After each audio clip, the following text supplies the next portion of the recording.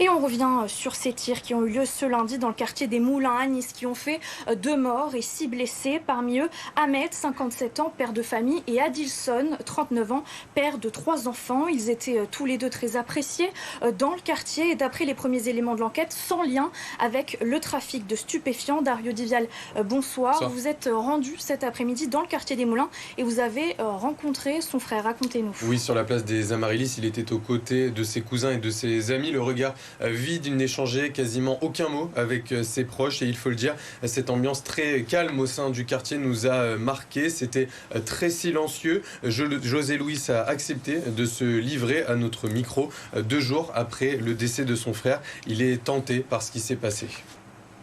En fait, je sors de chez moi, je passe, je le vois assis là-bas. Je vais faire mon tour vers la Marante là-bas. Et en revenant, je passe par le 4. Et j'entends les détonations. Et comme je sais que mon frère il est là, je suis venu. Et je l'ai trouvé là-bas. Plus rien à faire.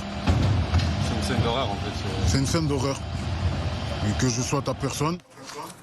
Plusieurs habitants sont venus lui présenter leurs condoléances. Il faut dire que dans le quartier, presque toutes les personnes avec lesquelles j'ai pu échanger connaissaient Adilson et ont été profondément choquées par sa disparition. Depuis plusieurs années, il était entraîneur de football à l'AS Moulins où il encadrait de jeunes joueurs et était proche de leurs parents. C'était une personne très appréciée, comme nous le confie son frère.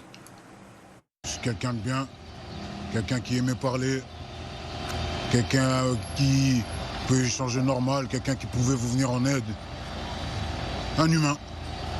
Un humain. Et mon frère, le fils de ma mère, le fils de mon père, le père de mes neveux, l'oncle de mon fils. C'est pas l'image de mon frère mort que je vais garder, c'est l'image de mon frère bien en vie, bien vivant, bien avec nous. C'est ça l'image que je veux que tout le monde dans le quartier garde de lui. José Luis était dévasté en pleurs lundi lorsque nous l'avons croisé dans le quartier juste après le drame. Aujourd'hui, il nous confie vouloir avancer. Ça va un peu mieux, faut faire avec. Hein. Les parents ont fait 3 hommes, faut tenir debout. Faut rester vivant, on a encore maman. Maman souffre bien plus que moi, j'en suis sûr.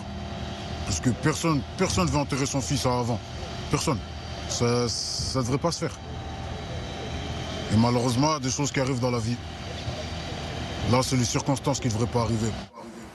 Ce soir, la mère d'Adilson arrivera du Cap-Vert pour venir se recueillir auprès de sa famille. Quelques instants après notre interview, José Luis s'est rendu devant le commerce où les tirs ont eu lieu, accompagné de la famille de l'autre défunt, Ahmed. Ils ont déposé des fleurs, des bougies, tout en gardant le silence. Un moment de recueillement nécessaire pour ses proches endeuillés. Le club de football de l'AS Moulins a quant à lui décidé d'annuler tous les entraînements de la semaine pour rendre hommage à leur entraîneur tragiquement décédé. Merci beaucoup Dario pour ce témoignage émouvant.